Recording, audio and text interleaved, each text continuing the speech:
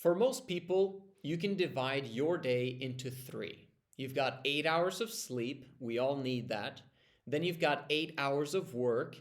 And then you've got 8 hours of the other hours. This is your free time normally. Personally, insert 4 hours into those 8 hours of work so that it becomes approximately 11 and a half to 12 hours a day. That's good. That means that we have 4 to 4.5 hours every single day for the only other two categories of life, which is self-care and procrastination. So let's talk about self-care first, and we'll procrastination. Self-care is not just about you enjoying yourself and having a fulfilled life with your friends and family, and that's it. You should be able to enjoy all of your 16 hours that you're awake. Why should you only be enjoying 4 hours away from work? Work should be fulfilling. Work should be amazing. Work is the vast majority of your life because that's how we're designed as humans, to serve one another. If you understand how life works, you'll have a great attitude. And if you have a great attitude about those 12 work hours, even if you have low-paying jobs, then you will have a fantastic attitude when you are spending your time the way that you desire to spend it. Does that make sense? I love understanding this concept because that means I can love my life to the utmost, right? So going back to what self-care is, it's preparation for when you go back to work. It's the opportunity for you to rest and rejuvenate and to do whatever needs to get done in order for your work hours to be effective. Because you don't want to be at work and not be effective. Because then you'll think about work when you're at home, when you're supposed to be present with the people that you love. So self-care is about preparation, especially in the early days of your career. Later, when you want to have a family, you'd think that you would need more time with them. It's not like that. It's that every single hour becomes more potent, more nice, more enjoyable as a result of you not having been there, and you've set up life in such a way that they enjoy their day, so that when you guys are coming together in the evening or you travel together, you're having a blast. That's how life was supposed to be. So self-care is all about preparation. And what is preparation? Most importantly is that you make sure you have food. Okay, you got to prepare food. That's the most important part of your self-care hours. Prepare and eat and clean up after yourself, right? If someone else could do that for you and you could outsource that, hallelujah. That's what I would totally recommend. If you can find someone that has a lower hourly pay than you do, and even if they have a higher hourly pay than you do, it might be worth it so that you can spend your business hours efficiently and effectively. Like your 1 hour of business, when you really think long term about it, is worth way more than $1,000 per hour. Is it not?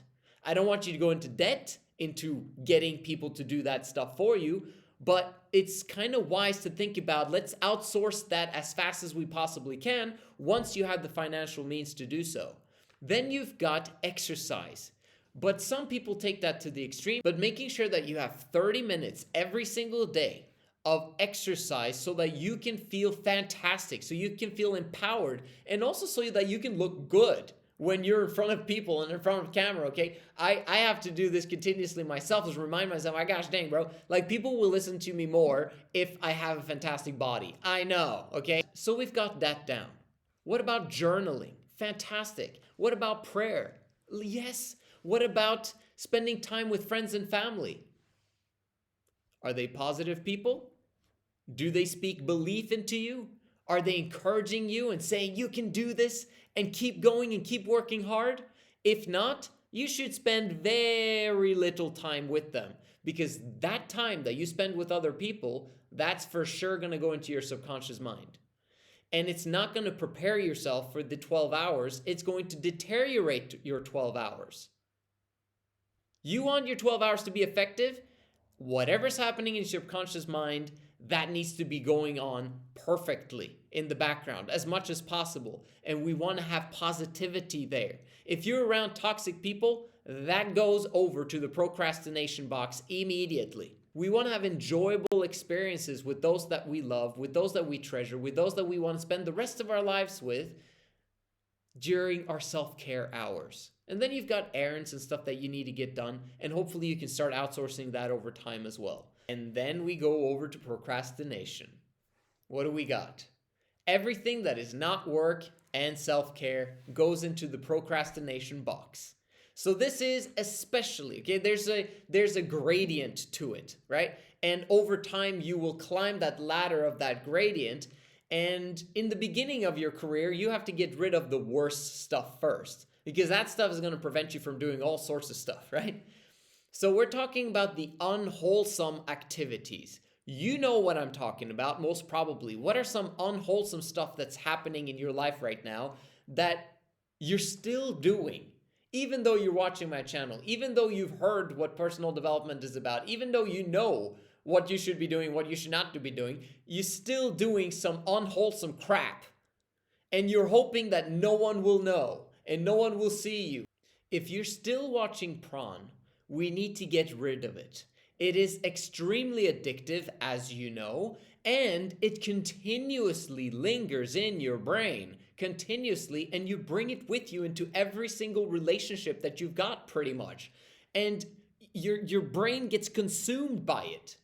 And it's supposed to be consumed with burning desire for achieving your dreams and goals. But when you're watching Prawn and jerking off, you're basically taking away that burning desire absolutely completely. So that has to go. In addition, are you still smoking? Are you still vaping? Are you still using drugs? Are you still doing stuff to feel good, to escape your reality? At some point, you also have to get rid of that stuff because it brings the wrong people into your life. And those wrong people are also escaping their lives, which means that they're probably extremely negative as well. And they have negative and toxic people in their lives as well. And you're building up a network, and your net worth is your network. So you're not going to be able to create the type of life that you want as a result.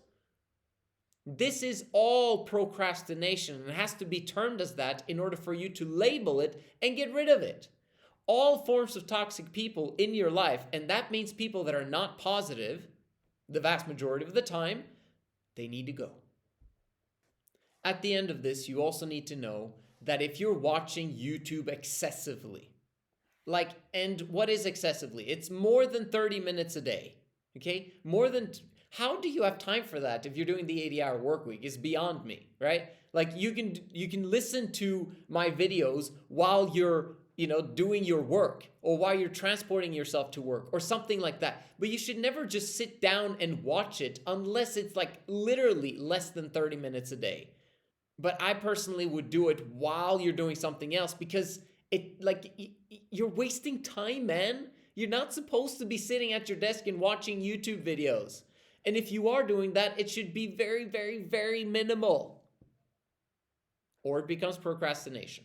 Journaling, prayer, exercising, all of these things, if you're spending too much time on it, becomes procrastination, because you are escaping. You're going somewhere else. You're trying to not do the work. You're trying not to serve people. I don't want to serve people, man.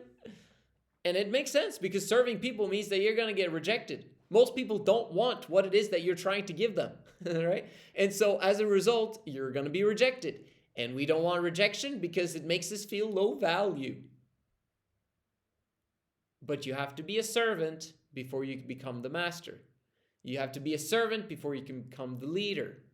And the leader, once he is the leader, he is still the greatest servant, because that's how the system works. It's a beautiful system. And with this, I hope you have an understanding now of the difference between self-care and procrastination. Make sure that you procrastinate the hell out of procrastination and start implementing the steps that I've outlined in this video and all my other videos. Excited for you. I'll see you guys in the next one.